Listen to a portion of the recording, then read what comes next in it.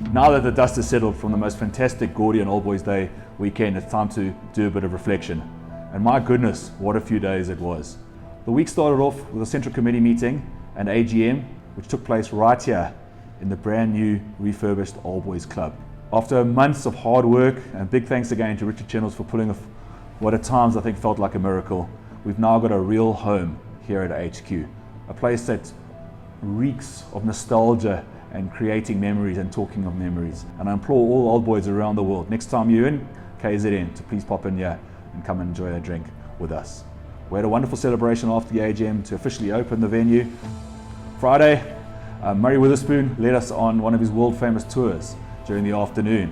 And I think a wonderful way for old boys to, as I say, share memories and reminisce about their time here at the school, but also to see just how much incredible progress has happened in the last few years in particular, and how the school has developed. After the walk around the school, we all went to go and enjoy the Sir Michael's Award ceremony, which took place in the Legendary Theatre.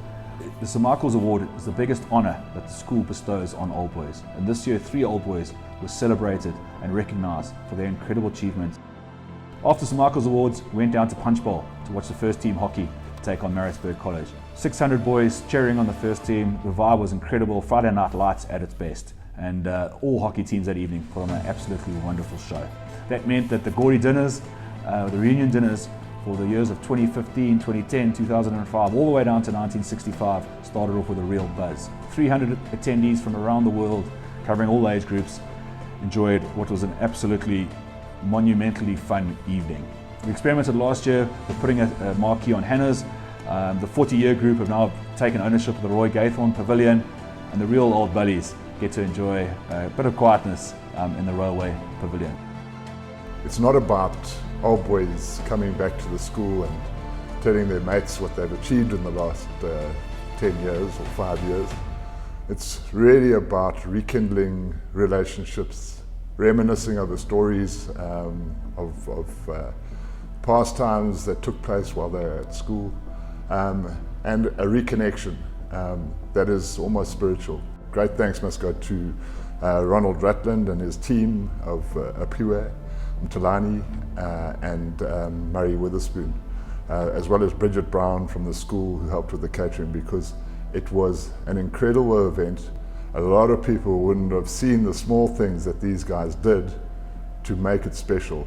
Saturday morning started off with our traditional chapel service, which this year took place in the newly refurbished chapel. It wasn't quite finished, we had no pews to sit on, but it made for the most memorable and moving service imaginable. First of all, it was a ceremonial handover of power from Sean Lumley to Richard Bates, who took over as president at the AGM earlier in the week. And it couldn't have been more appropriate having it in the chapel, the newly renovated chapel, in a condition that will never be the same, without pews. All of us standing there, what a moment, and a very fitting moment as Justin Fletcher was there to do the homily, which for me was the pinnacle of what was achieved by connecting old boys together. And this is what Sean and before him Wayne Witherspoon have guided the club into doing. The most deeply meaningful, moving story one can possibly imagine. And if anything epitomizes what it means to be an old boy of Michaelhouse, that really does epitomize everything. Justin's story is so remarkable that we're actually going to be creating an extra piece of content, an extra video, which will document that whole story, so watch this space. The Old Boys Club was absolutely humming during the day. The lunch under the trees, again, another experiment that we did last year that worked very, very well.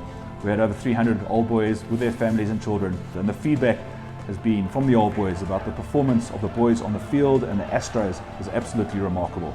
Because when we see only one team losing in the open age group against college and rugby, and phenomenal hockey results, we know that these boys are putting their hands up to be involved, to play.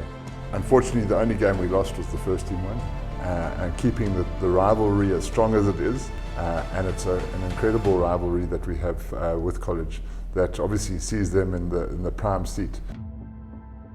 So we'll do the same again next year with a few tweaks and a few learnings from this year to hopefully make it even better for those that are looking forward to joining us on the 30th of May 2026 for when we host Pretoria Boys as our Old Boys Day next year.